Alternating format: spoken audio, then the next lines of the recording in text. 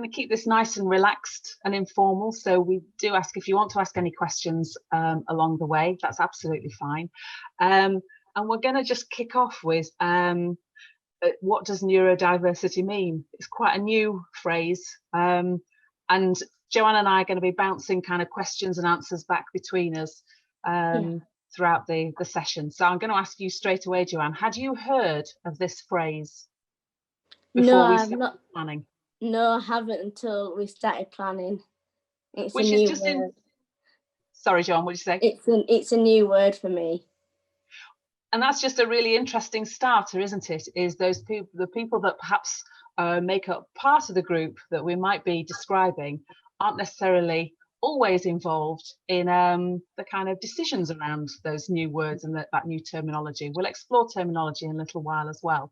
So neurodiversity essentially just means anybody who's perhaps we might think of being as wired differently, might have different ideas or thought processes, and that can be a whole manner of different sorts of ways of engaging with the world around.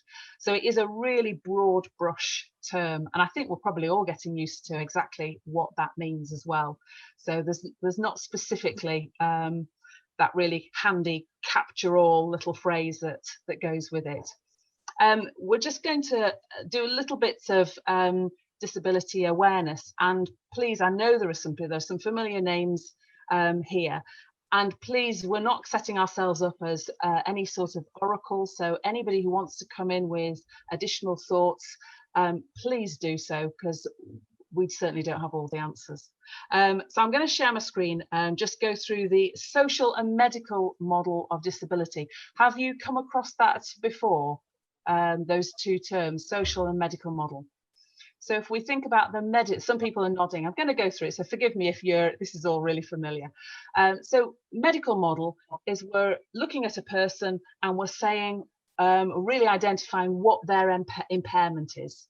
So, and that's essentially what that's about in terms of somebody who's got a disability. We're pointing at the impairment, and that's a medical model. That's really medicalizing that individual. So if somebody's a wheelchair user, it's about the fact that they use a wheelchair. The social model of disability suggests that a person is only disabled until they come across a barrier. So really, really helpful term for that is if you consider, again, a wheelchair user who gets to a flight of stairs, they're only disabled by that flight of stairs. Their impairment shouldn't disable them in any other way. Got really handy little cartoon that I will share around all the resources we can share afterwards. So I think this one says it quite helpfully.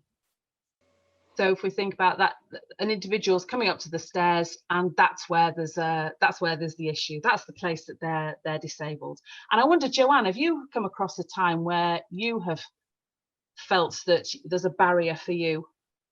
Yes, I have. When, for example, if I've got an audition, I have to have somebody with me, like my mum or Mind the Gap.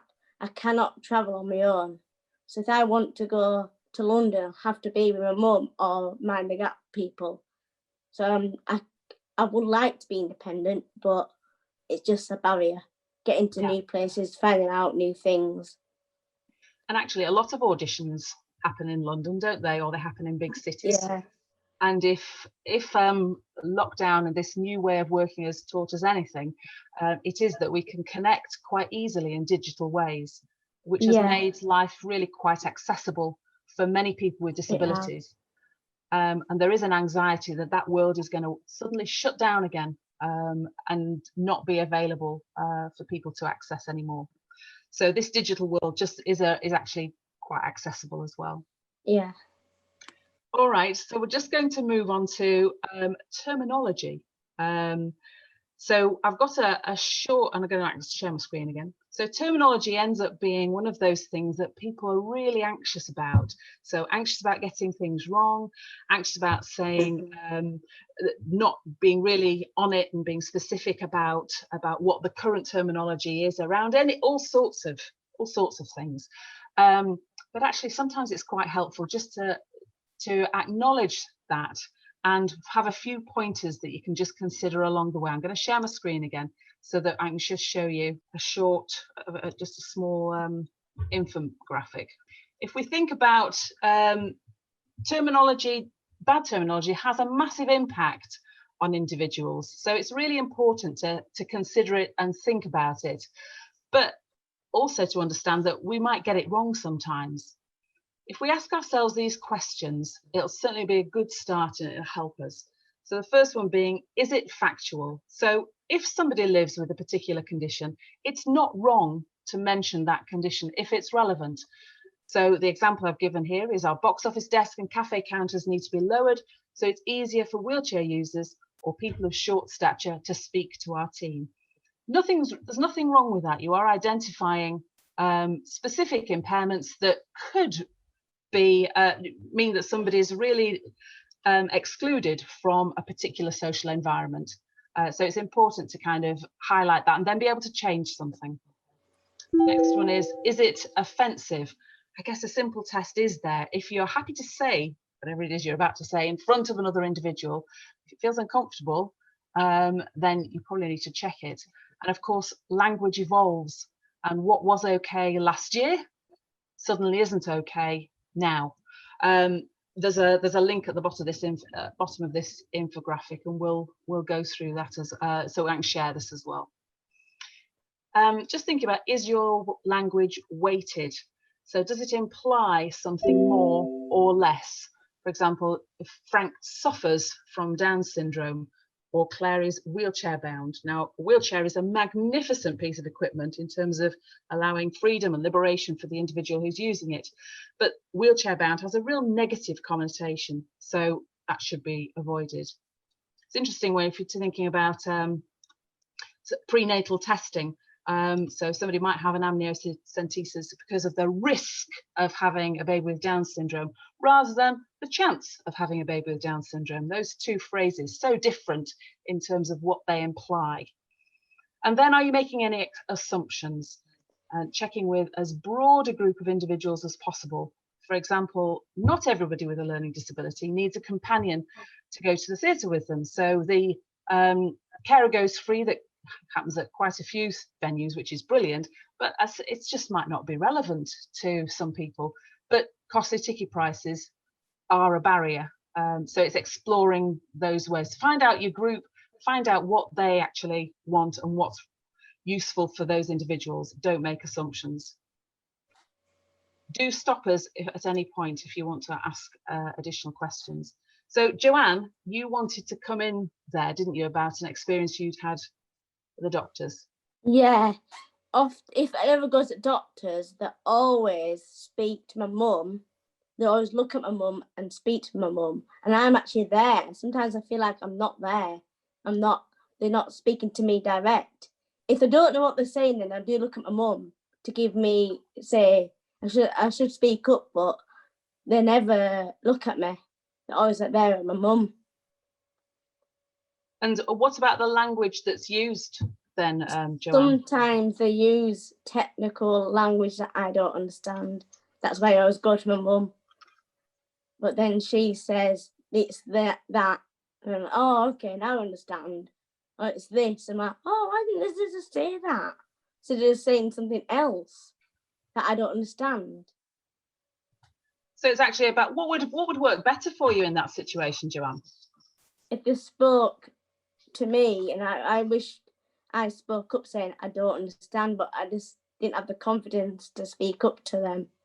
It's sometimes confidence for me because it's a new situation that I don't want to be in. And that's quite an interesting, given the context of you've done 5 national tours, you've appeared on television, so confidence shouldn't be an issue, should it? No. But that's about the environment that's being created then, isn't it? Yeah. And you can move that doctor's scenario straight into any other scenario at all. Yeah, and I would be fine. Yeah. So if somebody makes you feel safe and makes you feel like you're included in the conversation, you can ask a question. True. Yeah, that's true. Great. Okay, thanks, JoAnne. So we're going to have a look at some of JoAnne's projects, because she has such a broad experience in terms of the work she's done, which might then hopefully be helpful for you and the projects that you're anticipating, perhaps. So I'm going to share screen again. Do you want to tell us a little bit about Colourful, just to introduce it, JoAnne? Yeah, Colourful was my own project, my first time led my own project. It was like to show that anyone could do art, no matter what they are.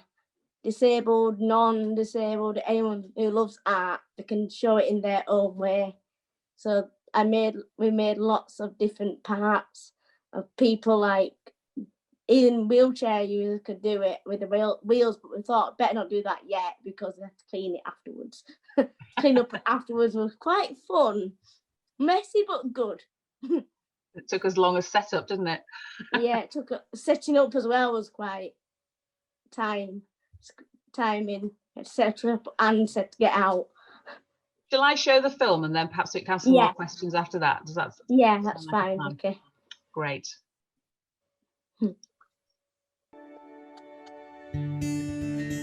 My name is JoAnne Haines. I'm leading my own project called Colourful. Colourful is about making art by using our bodies and paint in different ways.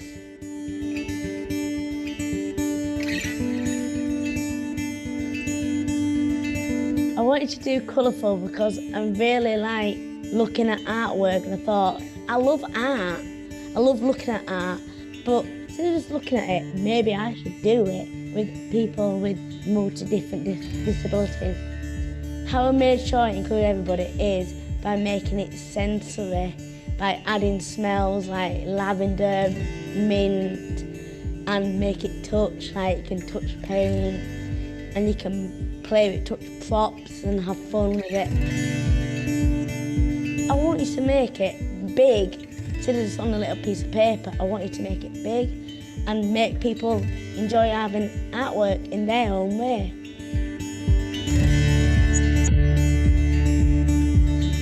So really key to this project was making sure that it remained JoAnne's project and that she was at the centre of it all, and that it was her decisions guiding how it went forward. The important thing is for JoAnne to work out how she wants to lead the workshop and develop the project. So those were the things that she shared with the participants, the things that she'd found exciting in this work herself. As a workshop leader myself, that experience of tinkering and trial and error is just so important. You have to make sort of snap decisions in the moment, and actually that's what's happened in this project, which has been great. And I think for JoAnne, she's really learnt from those moments.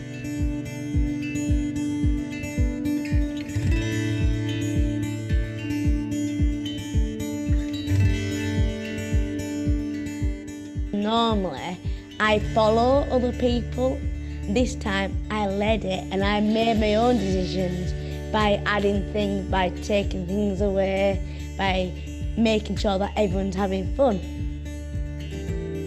So I think a lot of the workshop leading skills come quite naturally to her because she's there's a warmness to JoAnne that a lot of the participants feel immediately. Had an absolutely wonderful session. It's been very messy, very sensory, but it's been great to see some of the pupils have been really, really engaged. It's been really good fun and we've really enjoyed it. My name is Sam. I had a really, really good time. It was so much fun. Hello, I'm Grace. Had a great time. It was really fun. The workshop's been working really well this week with groups of students from special schools, so I certainly think it would be great to take the work to more special schools in the future. I've been really lucky to get funding from Unlimited, and I'm really looking forward to doing more workshops in the future.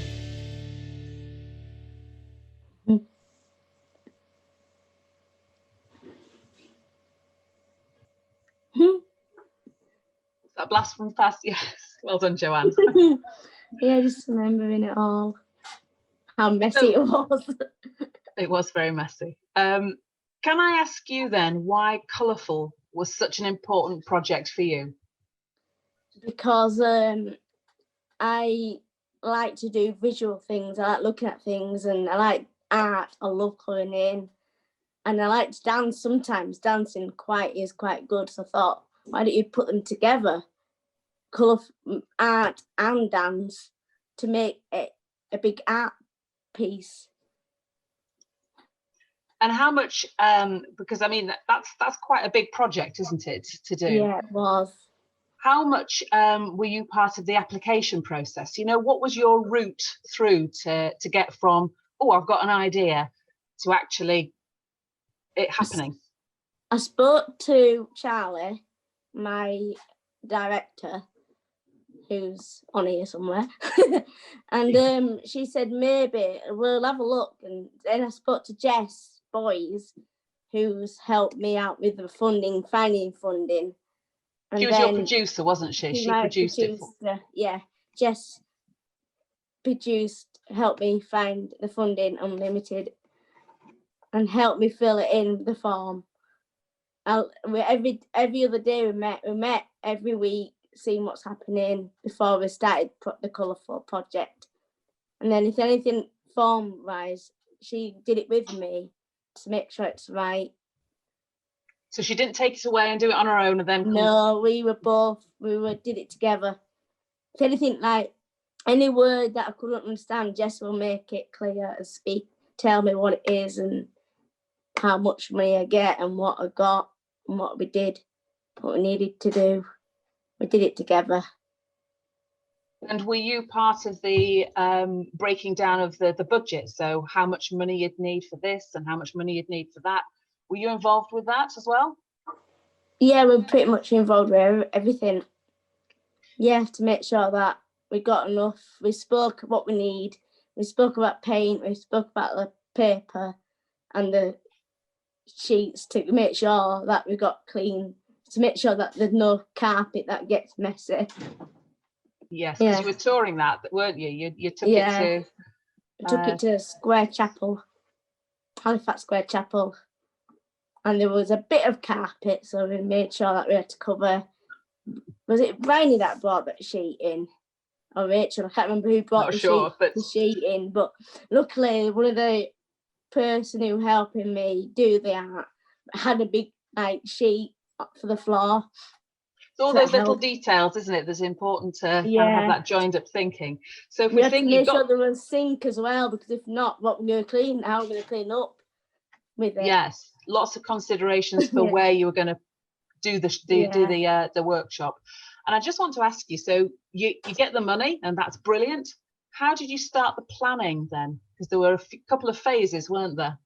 Yeah, we did a taster to try it out with just me, Bryony, Rachel, and Jess came in, and we had a play day. We call it a play day, where we just messed about with the paint in Studio 2 at Mind the Gap, which is our wet room where we can make mess. Doesn't matter. Got a sink as well, so that's helpful. So we just had a play day, and it was great fun to have just to mess about and see what we can play with. And any other ideas that came along then, we used it. Then 2 play days we had. I think we're 2. And is that where you decided to add in things like essential oils to make the paint smell nice? Yes. Yeah, we had I thought, the paint smells a bit not that nice. So I thought, why don't we get sensory smell, smelly paint? Yeah. So that was if you like, the development phase, wasn't it? Yeah, it was. But then you took it out to schools, to invite schools in, which is quite a different thing, isn't it? It's not that nice little friendly get together anymore, is it? You're really looking out. You need to make that work. So what about the planning for that? How did you go through that? We made sure that we get it like the clock you saw on the video. Vicky helped me plan with the clock to make sure that I've got everything in the right time and how long I've only got. They say you only got an hour, then you need to make sure that you get everything in. But my dog's trying to get in. Shall I show a picture of that actually? Yeah, JoAnne? could you, please? Yeah. Let me find that. That's So this is for the planning session that we did for this. for this, yeah. Which is the same idea, and this was an hour and a half. Yeah. So this was more about making sure that you had a visual for what we were doing, wasn't it, JoAnne? It was. Because I prefer visual than writing. Because sometimes writing can be confusing. Yeah. So when we were doing the colourful planning, you identified what visuals worked for you, didn't you? Yeah, we And had then pictures of paint and paper and bits of like music and all the other bits. yeah, fabulous. Thank you. I'll stop sharing that now. So the colourful one was very, very similar, but it was next to a clock as well. Yeah. So at the top of the hour, we started it all over again, didn't we? Yeah, Just we at the did. beginning of the workshop, We so that you did. could see the two corresponding plans. Yeah. Now that plan might not work for anybody else, which is where there is no kind of, oh, you first of all you do this and then you do that and then you do this, and they have nailed inclusivity. No. It's just not really quite as simple as that. Not with some groups, because some groups I can sense that they're getting a bit too noisy, and I thought, well, let's not add the music. So I thought we'll take that out and add something else. Or keep going with the other thing that they're doing, or maybe cool down a bit earlier, because the one group were one person didn't like a lot of noise. I thought I watched him a bit and I thought maybe let's not add the music because it's getting a bit aggravated. So I thought let's not do that bit. Let's add some cooling time, like using the trays and ball on it and relaxing. But we did put relaxing music on to help them feel comfortable. So you did have quite a few options within the workshop, didn't you? And Yeah. because you knew it so well, you could respond in the moment. Yeah, I did. What was the hardest part of planning the workshop and delivering it, and you knowing you were in charge of it? The hardest part, what was it? I can't remember. God, it might be there wasn't one. Maybe there was one where make sure that everybody use Brian and Rachel more. Because at one point I thought they were just, we could have used them more. So you wanted to do everything, didn't you? Yeah, and I should have just used the people that are helping me a bit more. I think that just shows your commitment to the workshop more than anything else, to be absolutely honest. It's but it's difficult sometimes letting go, isn't it? Yes, it was. And given that was the first big whole workshop that a project you'd delivered as well. Yeah. Brilliant. So we're going to move on. We're going to leave colourful, and we're going to move on to two other projects specifically that you've been part of, but that you weren't leading. You're a big. Are there any questions just before we move on? I can see things in the chat, but I haven't seen it. Is there anything, Shazia, we need to look at now, just whilst I know some people probably gave advice about how to screen share stuff. Yeah, just wanted to quickly add who Bryony was, just whether the support workers or producers on the space. Do you want to answer that, JoAnne? Who were Bryony and Rachel? Bryony and Rachel I used to work with Rachel Dean. She was a dancer at Mind the Gap, and Bryony she did art related things. So they both were very useful, having them helping me out. Yeah, so there were other artists that were part of it. Yeah, there were. You've got great, well done, fab video, great workshop, great colourful workshop. And this is a great visual for timings, great workshop clock. There's just different comments and thoughts about the process of planning the workshop. Fab. If anybody wants more information about the process, do chip in and we can answer those questions. So let's think about these two shows that you're in. So these are big performances. Yeah. So the first one, Zara. Yes. Do you want to describe Zara? It was, I was a main character called Zara. And it was about learning disability and parenthood. So I had a big baby called Eva, and the child social worker wanted to take her away from me, and the army came. I don't want to tell too much, but there were a lot of people negative at me through the whole, from giving birth to the end, literally.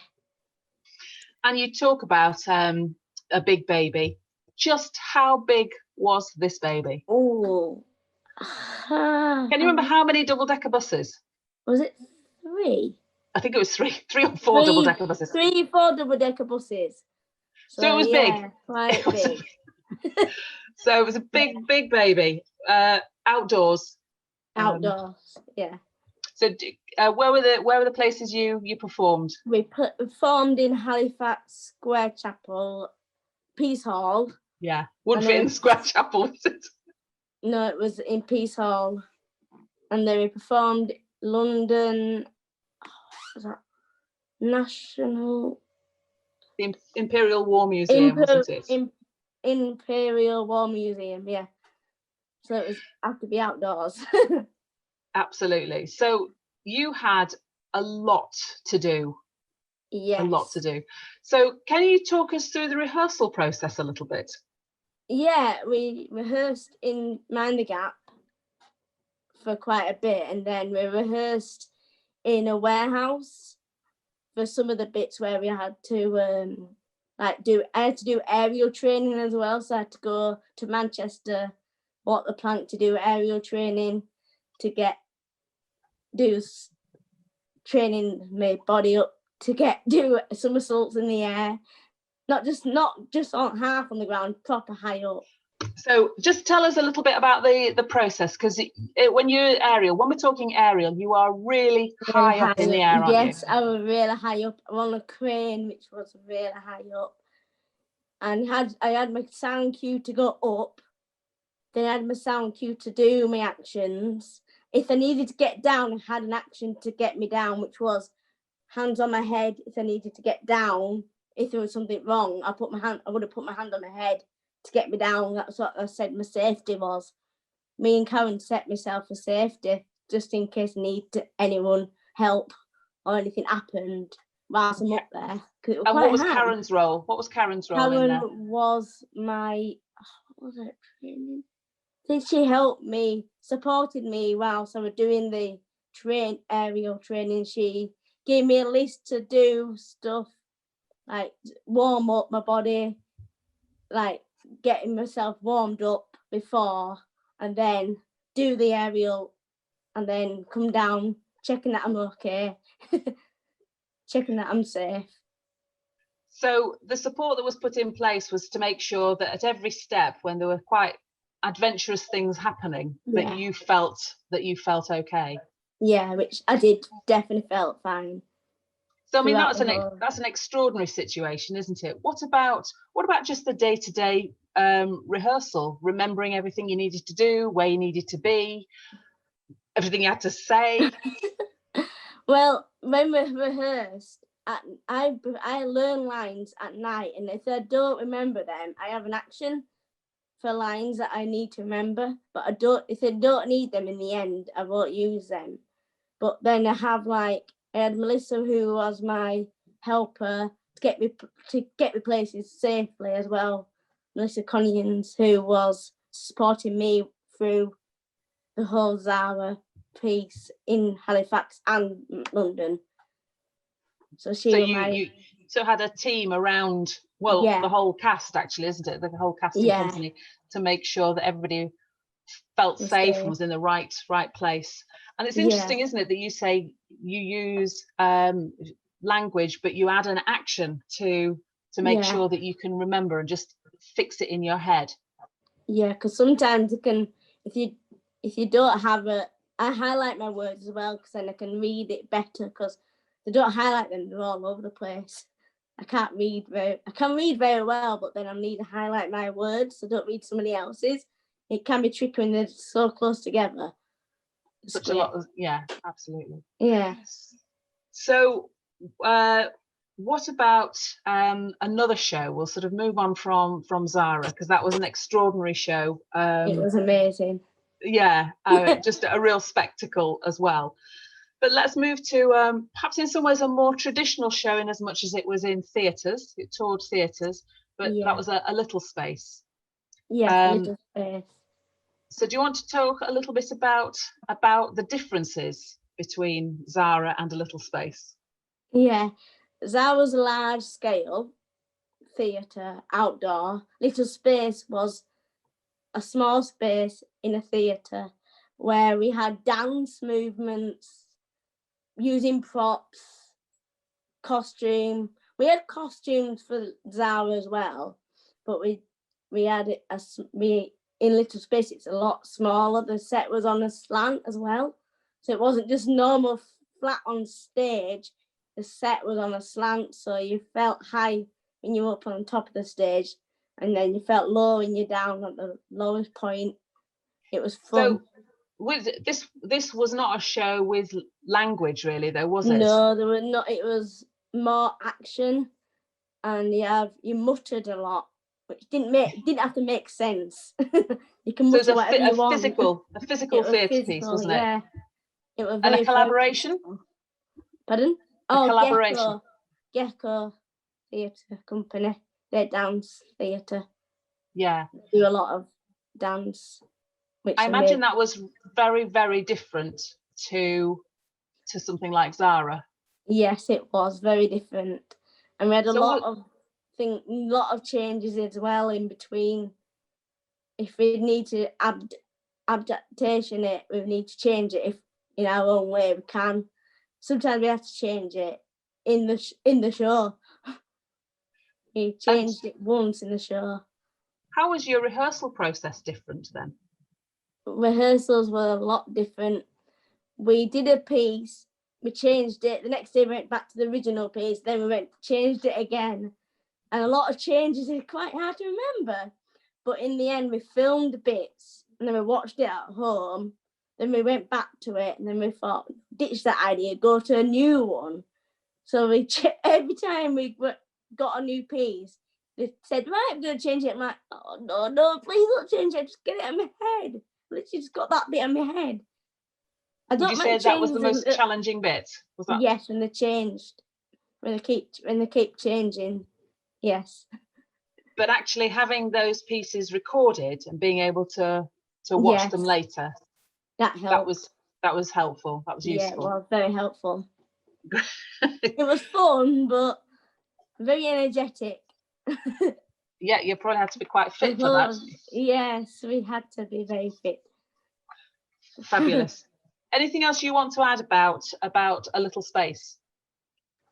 I don't think there is anything. No, that's fine. Because I think we've talked about sort of your own project, and then we've talked about performing. But you also support in workshops as well, don't you? I do. We work together in a workshop that we deliver. So I think it just might be quite interesting to hear how you support within the Totally Arts workshop, which is a multi-sensory and multi-art form workshop. And how do you come in there and deliver support? I often give them options, say if they wanted to do, I give them two options, would you like to do this or this, and they point at which one they wanted to do. I'll say I'll often help them out as well. If one person's not very confident speaking up, they ask me, I'm like, well, why do you tell them, the group? And then in the end they say what they said to me, and they said, why don't you tell the group that? And then in the end they did. So having that relationship, working alongside somebody, is really useful. Yeah, quite confident. yeah, one-to-one's quite good for some of them. Yeah. Yeah, and some of the students who perhaps don't have as much confidence. Yeah. Just exploring different ways to be able to share the art form that we're doing, that we're playing with at that time. True. And what about when you're in a workshop? So we're not in a performance situation. No. What do you find useful when you're in a workshop? Speaking to me and asking me if I'm okay, and if I need any help, I will say I need help with that or with something else. Yeah. So it's just being able to just chat about whatever it is you're needing. Yeah. In that moment. True. Brilliant. That's great. Now, given your journey has been quite extraordinary, really, you know, in the last few years, you've, as I say, it's 5 national tours as far as I can work out, I think. And then, as I say, done TV workshops, and then your own project, Colourful, as well. So it might be quite interesting just to hear about your journey, you know, where you started. So I'm going to ask you to just rewind a bit, go back to being 13 and at school, and what happened then. Yeah, Mind the Gap came to Bradford, which was my school in Keighley. They did like a workshop, and I was involved. Vicky Ackroyd, one of my teachers, said, "Here, you can have JoAnne. She's perfect for you. She loves art. She loves drama." And then when I did a few summer schools with them. Oh, buddy. You might hear a dog bark. If you get a dog barking, he's just not happy. He's always barking. That's why I'm meant to be in a quiet room, but I can still hear him. The house is quiet, that's why. It's got a loud bark. So when I was 13, they came to school. Emma G came to my school, who used to work with Mind the Gap, and Alan Clay, I think, who came with her. Did a workshop. Then I went to a few summer schools. I even did the summer school 1 year with a pot on my leg. I did. That's commitment. Yeah. Yes, I had a full-size pot from my hip to my ankle, and I still performed. Sat down mainly because I couldn't do much.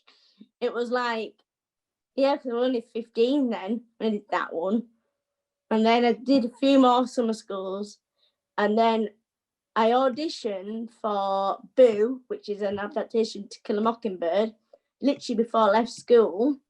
And then I auditioned for Mind the Gap before I left school. And I got both letters for both of Mind the Gap making theatre and Boo Radley. So I did performance. The Mind the Gap making theatre, that was a course, wasn't it? The training training course, yeah. So you got accepted onto the training programme, and you got a key role in your first national tour. Yes. That was quite a year, wasn't it? Yeah, that was a really good year before I left school. Just literally left school and joined Mind the Gap in 2009, end of 2008, beginning of 2009, and joined, did Boo. and that went on quite a big tour, didn't it? That was a big tour, yeah. I can't remember where we went, but it was a lot. And then I did another tour, Stig of the Dump. And then I did another tour called Treasure Island. It's not a memory. There's so many, aren't there, JoAnne? So and many things. Then I joined it used to be called, what else? The acting company, wasn't it? Company. It used to be called Acting Company. I joined the acting company and went on tour again the same year. So what do you hope to do next? What do you see yourself doing in the future then, JoAnne? Hopefully do more workshops and maybe lead a workshop with other people, other companies maybe. Because actually sharing your experiences has become quite important now, hasn't it? Yeah, it has. Yeah. So, what sort of things would you like to share? What knowledge, what information that you've got do you think would be good to share? Don't always be yourself, but have a confidence in yourself, and don't doubt yourself. That's why I used to doubt myself. Oh no, it's not right. And then I realised it was right. So have confidence. Fabulous. Yeah. Thanks, JoAnne. What we'd like to do is open it out to questions now. So if you've got questions about processes or specific questions about your own situations, perhaps, or aspirations, then do share. Hi, right, yeah. I came to like one of the early stages of Colourful, and it was really cool. I really loved it. And the one thing that I saw was around the wall, you had like a timeline. So like your clock, but you had like a timeline of step-by-steps going around the wall that you could like look at around the room. So it's like the clock going around the room. Oh yeah. Was that? Yeah. Was that something? That would help me remember what I've got to do next. Yeah, I remember. I just wondered if that was something like you kept as you kept doing the project, and was it useful, or was there things that like that maybe you tried and maybe they didn't work? Or that was the one that we used. I think we did we? Yeah, we used that. Because that was at the beginning, because to start with, I seem to remember you were playing with lots of different things, but then you had to fix it into an order, didn't you? Yeah, we did.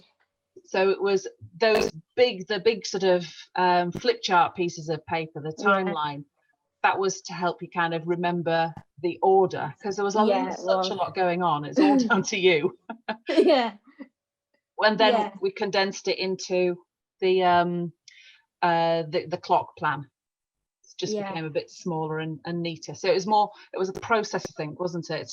Yeah, it was. Yeah. I've got a question before we go to one on the chat. Is what, in terms of support and in terms of accessing these projects, what was your journey like in the beginning, and how has that scope changed, or is it still the same now from the beginning till now? So you think about rehearsal process for Boo, and then perhaps the rehearsal process for A Little Space. Has it changed a lot? Not really. Have you changed a lot? I've grown up a lot since. Oh, don't do that, JoAnne. That's a shame, isn't it? No, not in a bad way. I'm more confident than I was when I did Boo.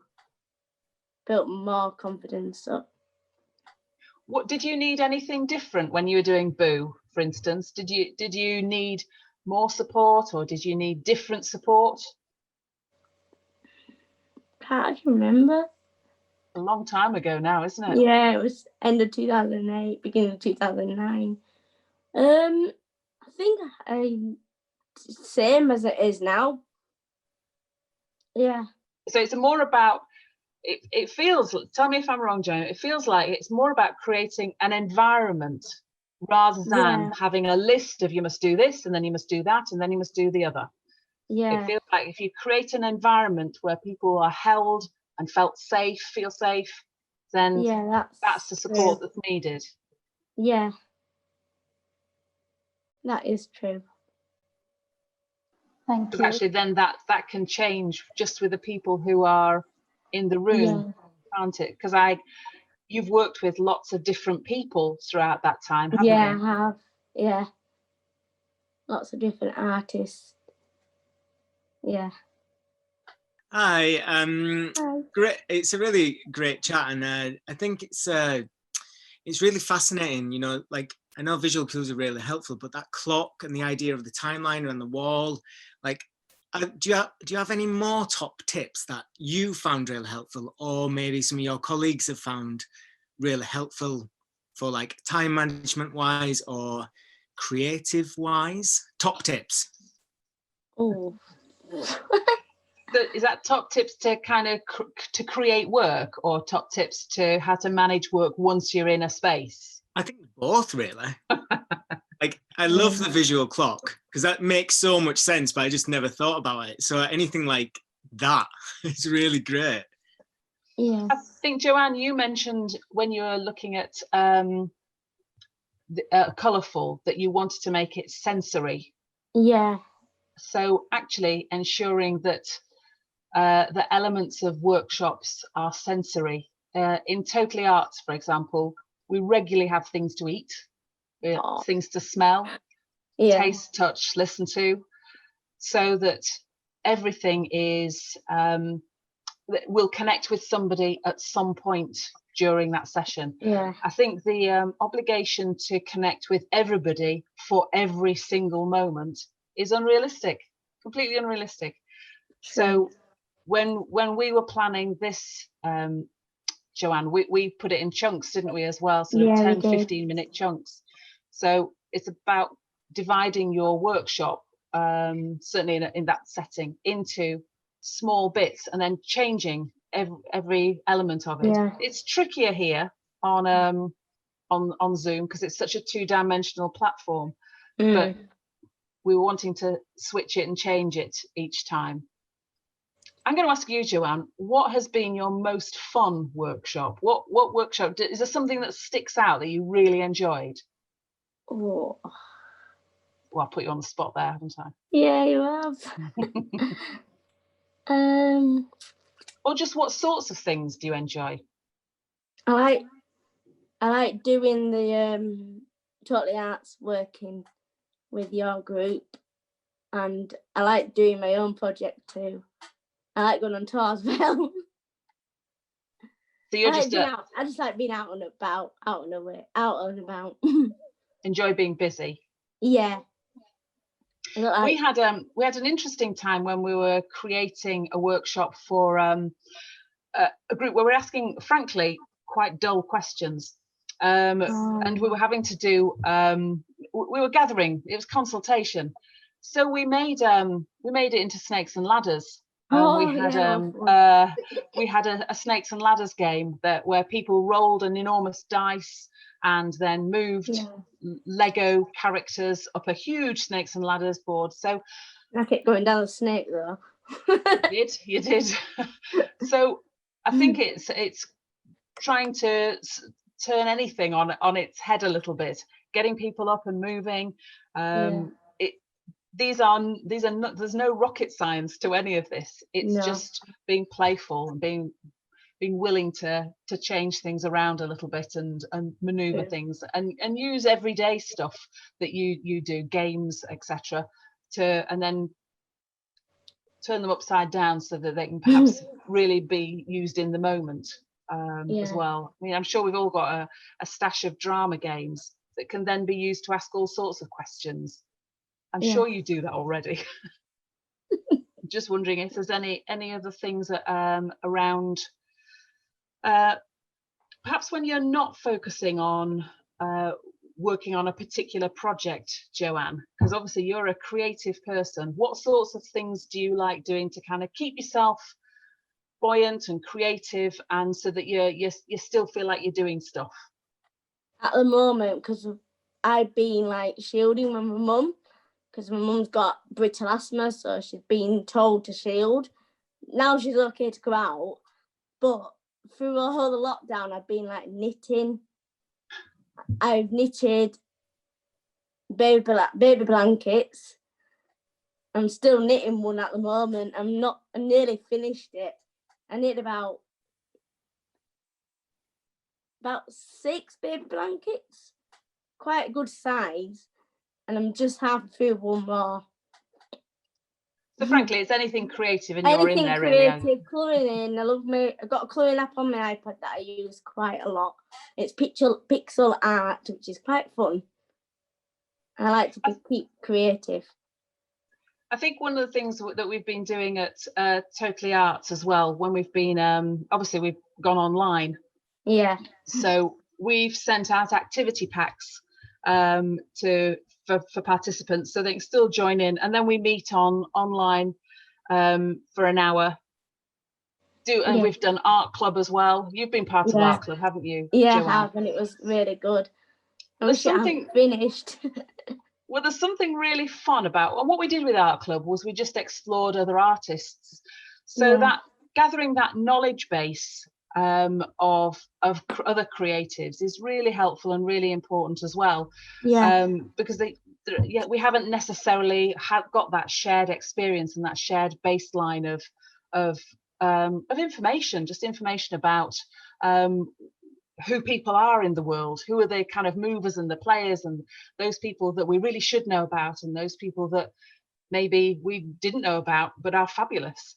So Art Club was absolutely about exploring artists who weren't especially well known. Some of them were, but not all of them very well known. And then just generally trying to create work inspired by their work. So can you remember some of the artists we looked at? The Sing Twins. Yeah, I looked at the Sing Twins, who create paintings with Really? loads of details, but they do it together. They're really interesting. Anybody else? That lady that likes polka dots. Can't remember her name. Yayoi Kusama, absolutely. So yes, so that was a great one, because JoAnne put polka dots all over her dog, which was just very entertaining and makes for a great photo. He actually stayed still till the end. Until I took a picture, then he moved, and thank God he didn't move. He did move first time, I did it, and then I thought I'll try it again, but I'll try and do it gently, and it worked. So I think exploring other artists and getting to know work. I mean, I did Art Club, but I know other creatives were doing dance and theatre skills as well on Zoom. So I think it's just all about developing skills and finding out about other artists as well, because just finding out and it being inspired by other people is also really, really interesting in terms of what we might, how we might change our own work and how that might impact on us as well. Yeah. I noticed a couple of questions coming up. Yes. So we've got, this is so useful for workforce and volunteer sector as a whole, relaxed environments, music, smells, food, environment, advice to be taken generally for all learning styles, which is a comment. We've got a question again. What new skills did you gain from working on a little space, and what was the biggest challenge of making or touring that particular show? And then we've got another question as well that says, what would you like to do in 5 years' time, JoAnne? Oh God, that 5 year time, I can't even think yet. We'll start with the first one. What were the skills you learnt on Little Space? Be less verbal, because I'm quite verbal, so I had to cut down, use my body more instead of be verbal. So less words, less sentences, and more body. Yeah, that's what I've learned from Little Space. And do you think you'll take that into other projects? Hopefully, yeah. Trying to make that more, because some people are not very good at speaking up, so that maybe using breath a lot more than using your voice. Yeah. And what about the biggest challenge on A Little Space? Slow down. After I get telling me to slow down and be in the moment, not think ahead, because I'm quite good at remembering what's next. I've got to be in the moment. That's what they said to me quite a lot. Be in the moment, stay in the moment. Don't think ahead, because I like to know what's going on next. It's quite hard to not to forget that. So that's quite interesting. That leads into the last question quite nicely. If you're wanting to know what's happening next, what is happening next for you? And do you know what's happening in the next few years? At the moment, not really, because of lockdown. But we're hoping to do A Little Space by filming it. Hopefully, we might be filming it, and then that might go on tour. Well, not on tour, but we were meant to go to Exeter in March, but that got cancelled. Yeah, we were still halfway through the tour when lockdown started. So it's interesting, isn't it? By creating a film of it, A Little Space could potentially reach a much bigger audience, couldn't it? Yeah, it could. I think this digital platform has lots of merit, doesn't it? Yes. Tom, did you want to ask a question? So I was just going to ask, because actually, yeah, thinking about working online and digital, it does have a lot of like merits, as you've said. But then I just wanted to know if there's been any challenges for yourself or for anybody else that you've seen in any of like the groups that you've been on online, and not just for you, JoAnne, like anybody. Have you found challenges? Do you want to answer first, JoAnne? Yeah, I often struggle with a Zoom because when there's quite a lot of people, and then it gets too busy. And I used to flick through a lot on my phone, but now I'm using my iPad. I can see a lot more people, and sometimes the connection, it can be quite annoying that if you can lose your connection after through a session, you try and get back on. It used to be really frustrating, but I enjoy it now more. But I still don't like it as much as being in person with them. I like to see people in the building, not just online. Yeah. I think it's it feels like a compromise, doesn't it? Yeah, Still. I'll get used to it. Well, I think it's interesting how we've managed to get used to and adapt to things, but certainly for the Totally Arts group, there are a few people. It's a group of about 15, and at least 3 aren't accessing the Zoom sessions that we do. So we send the activity pack out, and that's great. But 3, I think sometimes in these big moments of change in the world, there are new phrases that come. I'd never heard of furlough before. I don't know about you, but I'd never heard it before. I've heard of it because Helen was furloughed. So staff. yes, Some of her staff as well. So before the pandemic, I'd never heard of it. My mum was furloughed. So. But then another one is digital poverty, and I think that's been around quite. That's quite a big one at the moment. So, you know, if a family's internet connection is quite poor, then they can't actually access some of the digital stuff that's going on, which would really make sure connections were robust and solid and continuous. So I haven't seen a few members of Totally Arts since March, and that makes me really sad because they've not been able to access it at all. So although we can kind of congratulate ourselves for being flexible and being adaptive and all the rest of it, for some people it just doesn't work, and there might be a few reasons why that happens. So I think there are challenges with this digital platform. It brings it does make things accessible, and that's really brilliant, but I think we must never forget that one-to-one stuff that's important, or just real people in a real space is really critical. I think so we I work for the Playhouse with the Buzz program, which is a group of young people with learning disabilities, and it's the same situation. There are a few young people who just can't access what we're doing, but again, engaging with those people by post or phone or email or everything else, but it's not the same connection that the other young people are having. And then actually in the sessions, there are definitely challenges communicating with each other sometimes, that we're just sort of just constantly trying to learn and trying to change. But it's things that we've spent a long time trying to build those communication or those methods of communication with those people, and then suddenly we've been thrown back to like square one, and we've got to like figure it all out again. But it's quite exciting to be challenged in that way and to have to think about it, but tricky. I think one of the things that I've found really useful in terms of planning sessions online is structure is your friend. So finding new ways to create something quite rigid in some ways. So we always have a game of some kind. We always have a vocal exercise. We always have a warm up. We always have a little something to look at. I'm generally not quite so inept on screen sharing as I am today, but so we can have just something to watch. I'm talking 3 minutes, not a great, not a film. So just a short something to watch that's relevant to whatever the topic is.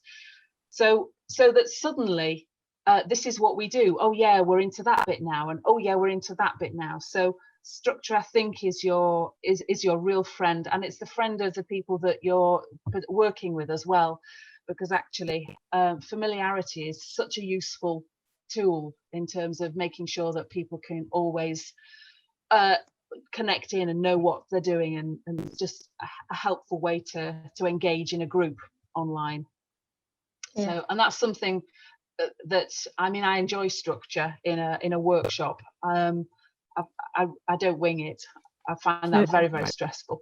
But structure on Zoom has had to look different, just had to look really different, because it becomes much more performative, because you can't say, I tell you, why don't you go into that group over there, see if you can create something or other, and we'll stay here. Can't do that. It's all got to stay in the one space. So it's just finding other ways to be and be together. Has been interesting. Yes, very interesting. We've even made a virtual game on, like, my group artists have made like a game. So if you want to play Pass the Clap, we'll say, I clap pass to Vicky, and then she receives it. And then we even made other games, like I went to market, different games. So you've actually created you created a toolkit, haven't you, JoAnne? Yeah, we have. Is it on YouTube, or is it? I know I've seen it on Facebook, but I think it might be on YouTube. I don't know. But certainly it's out there, and it's really good. Yeah. Just into yes, it is, says Charlie. Thank you very much, Charlie Ward. So it's on YouTube. So just it's a collection of games led by the artists at Mind the Gap. And it's a really useful resource in terms of just exploring what games are possible and what games work online, because some don't. Some are brilliant in a room, but they just don't work on Zoom, but others are terrific. They really work well. We do one-word stories at Totally Arts. I think that's one of the ones that you've done as well, isn't it, JoAnne? But one-word stories is great, and quite often people that we're working with at Totally Arts struggle. I don't know if do you all know the one-word story? So you're only allowed, as if we were going around the screen here, I'd start with once, JoAnne might go upon, somebody else goes and you create a story, you're only allowed one word per person, and some people might really struggle, so you give two options. Do you want once, or do you want there? Two options is and we've found that works really well, and it means that everybody can still be involved and participate. So I'd definitely recommend going and having a look at the Mind the Gap toolkit that the artists have created. One of the questions I had was, is there any language that you think as an access champion, or as JoAnne, as part of your career, that you faced that you think wasn't helpful? Just going back to the terminology part of language, and just really understanding what terminology might be better to use than what we're currently using. Or any thoughts around that? There is so much language that's unhelpful. I think you start with a they, people like them, they, and that us and them kind of divide. It's just people in the end, and I think more than anything else, that's probably the one thing to remember. We all have access needs, all of us. I don't like winging it, as I've already said, so I find it really stressful if I'm expected to fill 10 minutes and I know I've only got a sentence in my head. So we all have access needs of some kind, that environments where we thrive and environments where we just feel not quite right. So it's no different across the board with anybody who might be neurodiverse. So it's about engaging with individuals and finding out what they want, because there isn't a one size fits all. There's no magic bullet that says if you do this, this and this, you'll have nailed it. It's always about connecting with the people with whom you're working. Have you found any language difficult, JoAnne? Sometimes I do, but then I always ask you or Charlie what it means, and then you tell me. And what about language that you maybe don't like? So not just language that's complicated or inaccessible, but what about language that you just think, well, I find that a bit offensive, or that sounds unkind? Yeah, sometimes I do. Yeah. I think it's language changes. There's a link on the infographic that I managed to show. I will send that to you, Shazia. And there's a link at the bottom. It's actually a government website that just gives that, you know, say this, don't say this. It does a really helpful do's and don'ts of language and terminology. Thanks, so I Vicky, think that's yeah, it's probably a good one to have a little look at. Yeah. Awesome. I think also the sorry, Shazia, just thinking the age appropriateness of people with working with people with learning disabilities. The number of the number of workshops for adults with learning disabilities about Roald Dahl really makes my blood boil, to be absolutely honest, because it's just making sure there's no reason why a person with a learning disability can't access and enjoy and connect with age appropriate material. The artists that we've been working with, JoAnne, it's not been about kids' work, has it? No, it hasn't. No. So I think it's really important that work that's being done is age appropriate as well. Yeah. Thank you. I think that just reminded me of the conversation that we were having during the planning meeting about this, is about when I was asking JoAnne and Vicky herself around that just because somebody identifies as disabled doesn't necessarily mean that they're going to make work that's about their disability. Do you guys want to tap into a bit of that? And then we'll go to the questions that are on the chat. Yes, that was a really interesting one, because A Little Space, for instance, that wasn't about disability, was it? No, it wasn't. No. What was that about? It was about being what we like to do. Like when we first did A Little Space, I was just moving into the annex, so I had my own little space. That's at your house, isn't it? Where you? That was early on stage, and some of them, like Paul Bates, loved watching TV, so we had a scene where he trying to watch TV, but the girl who played his girlfriend or wife didn't want that, so she wanted to be connected with him. It was all about what we want, not about our disability at all. I think if we think about when we do see people with disabilities on television, certainly, generally they are the storyline, that it's issue based, you know, it's rather than just being a person with a disability who happens to be chief inspector, you know, Sandra Dickinson or whatever. It's you don't have kind of people with disabilities shown in ordinary everyday life living, generally speaking. That's changed very slightly, but it's still quite a long way off being the norm. If we think of 10% of people in the country have a learning disability, there should be a representation on our stage and on our screen that 10% of the roles are for people with learning disabilities, and that we're a long way from that. Thank you. I'm just going to tap into the chat. There was a question for Vicky around what would you like to do or be in the next 5 years, especially in terms of an access champion and the work that you do. Well, of course, it would be great to feel that I didn't have a job anymore because everything was so accessible. It was just magnificent, but that's unlikely. So I really lucky. I love what I do. I work with different companies exploring access and inclusion. I also am an audio describer, so that gives me an amazing role in terms of being able to watch lots of theatre. I'm not able to do that at the moment. So more of the same is what I want to do. Just more of the same. I'm having a great time. Thank you. Not right now in lockdown. Just gonna get on to another.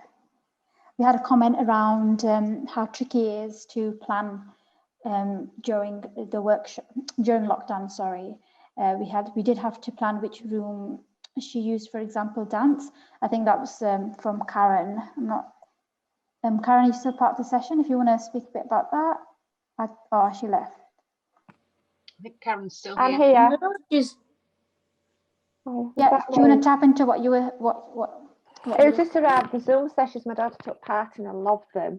Yeah. But like you say, it can be tricky because like the dance session, she needed more room. So I was sort of, where can we put the laptop, and you need some, you know, I can remember one day it was really dark, raining. It's like there wasn't enough light.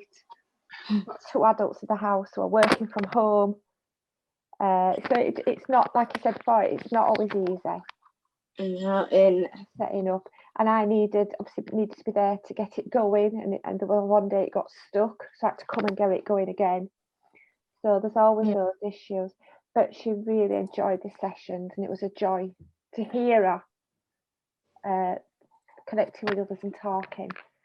So lovely. I think I think we've just got to acknowledge that there will be compromises. I have to say that for the Totally Arts groups, it's been incredible, the support that has had to be in place then with at home, either with parents or carers, support workers. And for the most part, they've been amazing and really critical. I mean, at the end of last term, so the end of the year, Mind the Gap was able to put on a digital showcase. And that wouldn't be able to happen without support, without the amazing support at home. So I think things are possible, but you can't do, none of us can do anything in isolation. You need the support of and willingness of, you know, the individuals themselves, and then around them are all sorts of people who will help facilitate that. And that's never been truer than now, when we can't be in a building together. So we're having to really rely on those external supporters and influencers and to make it happen. So it's acknowledging all of that when in your planning, isn't it? I think acknowledging that it's just bigger than the one thing. Learning curve as well, isn't it? Just yeah, it is. I ended up leaving the dance session 3rd week because it crashed and I couldn't get in for ages. And I thought I missed so much. I thought, I told my mum I did it in the dining room where that's the only room I could do it in. But because the Wi-Fi connection was so bad in there, I just said no to dance on Wednesday. So I did the Tuesday and Thursday group instead. Yeah. So that's what worked for me. Yeah, it is. Thank you. Vince, do you have a question?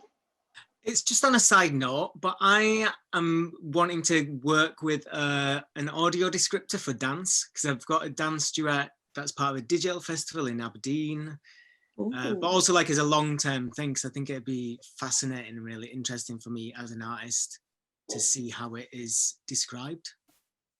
Describing dance is amazing.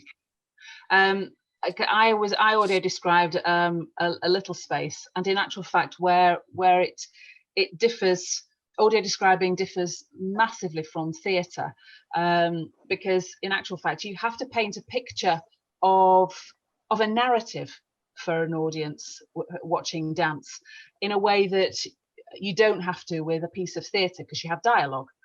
So it's a very different thing, but I mean it's a fabulous thing to do, and it's a great thing to listen to. I listened into some ballet a couple of years ago. absolutely stunning. And it wasn't all about, you know, the technical side, because that actually is probably the least interesting part of it if you're just listening to it, if you're not able to see the moves. You want to hear about emotion, hear about the what's being felt, and have clues as to the story, what might be going on. So yeah, audio describing dance is an absolute delight. It's great. So yes, that's, have a great time. I'm sure you will. Yeah, do you guys, Vicky and JoAnne, do you want to say anything so we can have like a complete circle of the session? I just think there is, as I've said sort of several times, it's all about communication, and however that individual communicates doesn't necessarily have to be through traditional language.